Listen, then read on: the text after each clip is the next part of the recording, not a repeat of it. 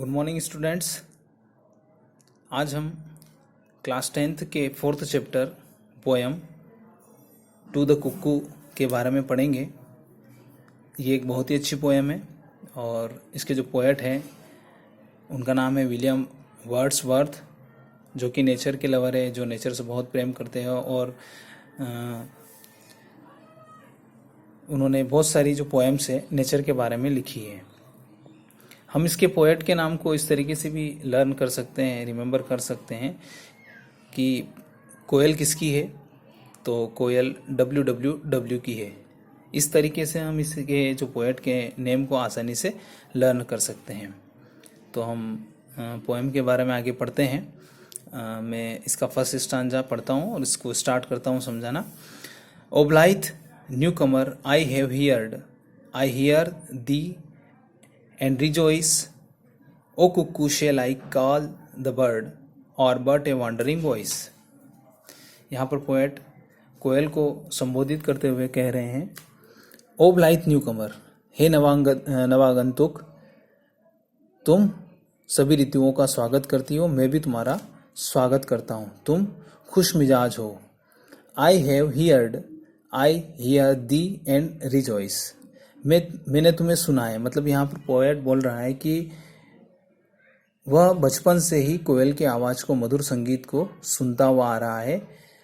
I hear the and rejoice, जैसे ही मैं तुमको सुनता हूँ, मैं तुम्हारी आवाज़ सुनता हूँ तो मुझे एक खुशी प्राप्त होती है, मैं अपने आप में खुशी जाहिर करने लग जाता हूँ, मेरा मन बहुत ही प्रसन्न हो जाता है।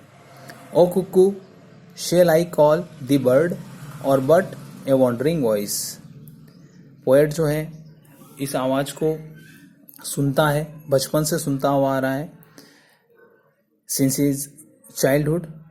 तो वो कह रहा है कि तुम एक पक्षी हो या कुछ और हो, क्योंकि पोएट ने भी उसे देखा नहीं है। और बट ए वॉन्डरिंग वॉइस, या तुम एक भटकती हुई आवाज़ या ऐसी आवाज़ जो सुनाई तो देती है लेकिन ये बोल कौन रहा है ये उसे देख नहीं पाता है। तो shell I call thee bird or but a wandering voice, मैं तुम्हें एक पक्षी कहूँ या फिर इधर उधर से आने वाली एक आवाज़ कहूँ। यहाँ पर पोएट के मन में एक प्रश्न है, because he never seen the bird cuckoo. Second stanza हम पढ़ते हैं। While I am lying on the grass, जब मैं घास पर लाइंग यानी लेटना, बैठता हूँ या लेटता हूँ, आराम करता हूँ। Thy twofold shout I hear, मैं तुम्हारी आवाज़ दुगनी पाता हूँ, दुगनी सुन पाता हूँ। मतलब जब पोएट घास के हरे भरे मैदानों में बैठकर आराम करता है या वह घूमता है, तब कोयल की आवाज़ दुगनी हो जाती है। From hill to hill it seems to pass, जब वो वहाँ पर बैठता है तो ऐसा प्रतीत होता है जैसे कि उसकी आवाज़ एक पहाड़ी से दूसरी पहाड़ी पर आ रही है। At once far off and near, कभी आवाज़ उसको अपने करीब सुनाई देती है तो कभी आवाज़ उसको बहुत दूर सुनाई देती है। मतलब एक पहाड़ी से दूसरी पहाड़ी पर आवाज़ नज़र आती है, सुनाई देती है, और उसको ऐसा प्रतीत होता है कि यह जो आवाज़ है या तो बहुत पास उसको सुनाई दे रही है या दूर वह सुनाई दे रही है। थर्ड स्टांजा हम पढ़ते हैं। दो babbling only to the well on sunshine and flowers and of flowers, यद्यपि उसके बड़बड़ाने की आवाज़, बेबलिंग यानी बड़बड़ाना, पर यहाँ पर ये मधुर आवाज़ के बारे में इसको हम बताएंगे इसका अर्थ। तो बेबलिंग ओनली टू द वेल, घाटियों पर भी केवल तुम्हारी आवाज़ नहीं आती है। Of sunshine end of flowers, जब सूर्योदय होता है या सूर्य की किरणें जहाँ गिरती है वहाँ पर भी तुम्हारी आवाज़ सुनाई देती है। एंड ऑफ फ्लावर्स, फूलों में भी तुम्हारी आवाज़ मुझे सुनाई देती है।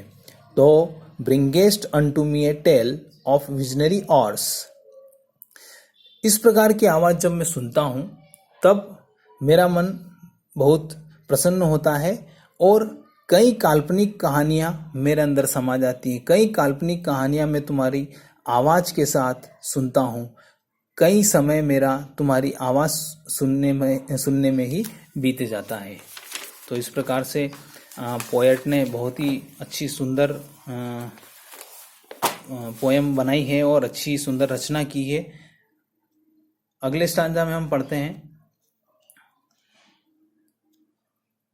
Thrice welcome darling of the spring.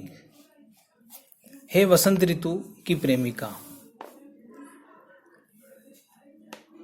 3 बार तुम्हारा स्वागत है। मतलब हर ऋतु के लिए यहाँ पर स्वागत शब्द का उपयोग किया गया है और पोएट ने कई बार वसंत की जो प्रेमिका है, वसंत ऋतु में जो ज्यादा चहचहाने वाली मधुर आवाज करने वाली कोयल है, उसकी आवाज के लिए उसका स्वागत किया है। Even yet thou art to me no bird but an invisible thing a voice a mystery. अभी तक तू मेरे लिए है। यहाँ पर फिर वही पोएट बता रहे हैं कि बचपन से ही उसकी आवाज, वह मधुर संगीत, वह आवाज सुनते हुए आ रहे हैं। तो अभी तक मेरे लिए, मतलब वो आवाज अभी तक मेरे हृदय में बसी हुई है। नो बर्ड, परंतु तुम पक्षी नहीं हो, तुम मुझे पक्षी नहीं नजर आते हो। अगर होते तो तुम मुझे दिख जाते। बट एन इनविजिबल थिंग, तुम एक छुपी हुई आवाज हो, अदृश्य हो, जिसे मैंने अभी तक देखा नहीं है, सिर्फ मैंने आवाज को ही सुना है। ए वॉइस ए मिस्ट्री, तुम एक आवाज हो, ए मिस्ट्री, एक बहुत बड़ा रहस्य हो। Next stanza, the same whom in my school boy days. अब यहाँ पर पोएट जो है अपने बचपन के दिनों की बात बता रहे हैं। The same whom in my school boys days I listened to that cry.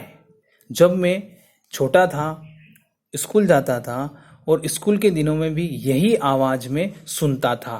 That cry, यही आवाज में सुनता था।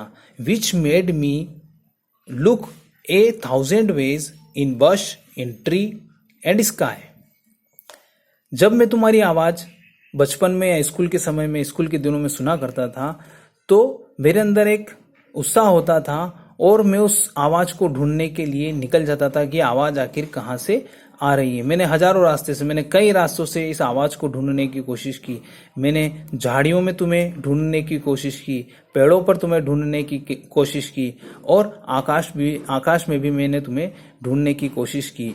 इस आवाज के लिए पता लगाने के लिए मैंने सभी जगह इस आवाज को ढूंढने की कोशिश की, परंतु I never seen the bird, मैंने अभी तक इसको नहीं देखा। To seek thee did I often rove. Seek, ढूंढने के लिए, दी, तुम्हें, मैं तुम्हें ढूंढने के लिए, डिड आई ऑफन रो, मैं अक्सर इधर उधर, रो इधर उधर भटकना, इधर उधर घूमना, इस आवाज को ढूंढने के लिए मैं अक्सर इधर उधर भटकता रहता था, इधर उधर जाता रहता था, इस आवाज की खोज करने के लिए, ढूंढने के लिए। Through woods and on the green, कई बार मैंने जंगलों में भी इस आवाज को ढूंढने की कोशिश की।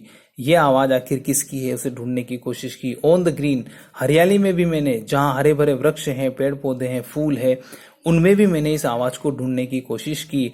एंड तो वर्ट स्टिल अ होप, परंतु उस समय से लेकर आज तक तुम मेरे लिए सिर्फ एक आशा ही बनी हुई हो, क्योंकि मैंने अभी तुम्हें देखा नहीं है। ए लव, मेरा तुम्हारे प्रति वही प्रेम है जो प्रेम मेरा पहले था। Still longed for never seen, आज भी मैं तुम्हारा इंतजार कर रहा हूं कि ये आवाज किसकी है, यही पता लगाने की मैं कोशिश कर रहा हूं। नेवर सीन, परंतु आज दिन तक मैंने तुम्हें नहीं देखा है। Next stanza, and I can listen to the yet can lie upon the plain. मैं तुम्हें सुन सकता हूं, प्लेन, समतल मैदानों पर भी अगर मैं बैठता हूं, आराम करता हूं, या समतल मैदानों की तरफ भी मैं जाता हूं, तो मैं तुम्हारी आवाज को सुन सकता हूं। And listen till I do beget that golden time again, बैठकर मैं तुम्हारी आवाज सुनता हूं और यह पाता हूं कि मेरा जो पुराना सुनहरा समय है, गोल्डन टाइम है, वो वापस लौट कर आ जाए। जिस तरीके से मैं बचपन में तुम्हें बैठकर सुनता था, वही सुनहरा समय वापस लौट कर आ जाए। उस समय को मैं वापस से प्राप्त कर लूं और वही आनंद में वापस प्राप्त करूं। O blessed, the last stanza of the poem, O blessed bird, the earth we pace again appears to be an unsubstantial fairy place that is fit home for thee. O blessed bird, हे पक्षी तुम धन्य हो। The earth we pace again appears to be an unsubstantial fairy place. ये जो धरती है, ये जो पृथ्वी है, तुम्हारी आवाज से परियों का देश बन चुकी है। और that is fit home for the, और यह तुम्हारे लिए, यह जो तुम्हारा घर है पूरी तरीके से फिट है या सुटेबल है। इस असार पृथ्वी को परियों का घर तुमने बना दिया है, जिसमें कोई तत्व हो या न हो, लेकिन इस निराधार पृथ्वी को तुमने परियों का देश बना दिया है। तो इस प्रकार से all the poem of yours is have completed. और इसके जो सारे स्टांजा है, पोएम बहुत इंपॉर्टेंट है, अक्सर एग्जाम में ये पोएम आती है, और इसके जो सारे स्टांजा है एक एक करके आप वापस रिवाइज करें। और वही बात मैं रिपीट करूंगा, रिवाइज करने पर आपको इसके क्वेश्चन आंसर लर्न करने में आसानी रहेगी। दूसरा, इसके स्टांजा आने के ज़्यादा चांसेस होते हैं, तो आप इसके स्टांजा पढ़ें, और स्टांजा के जो लास्ट ईयर के जितने भी ओल्ड पेपर्स हैं, उन पेपर्स में जो उसके स्टांजा आए हुए हैं, उसके जो क्वेश्चन आंसर है उनको आप रीड करें, उनकी तरफ आप ध्यान लगाएं। और उसमें एक चीज़ और ध्यान रखें, आप जितनी भी सारी पोएम मैं आपको समझा रहा हूँ, उन पोएम्स में आप मतलब मैं तो अभी सेकंड पोएम में ही आया हूँ, पर आपको जितनी भी सारी पोएम है, पोएम के नेम और उनके पोएट के नेम आपको राइट डाउन कर लेना है, लर्न कर लेना है, और एक अपने हिसाब से, जैसे मैंने आपको बताया ट्रिक, जैसे कोयल किसकी है तो कोयल WWW की है, तो हर एक पोएम में कोई ना कोई ट्रिक आप अपने हिसाब से ढूंढे और उसके पोएट के नेम लर्न करने की, रिमेंबर करने की कोशिश करें। Thank you for watching.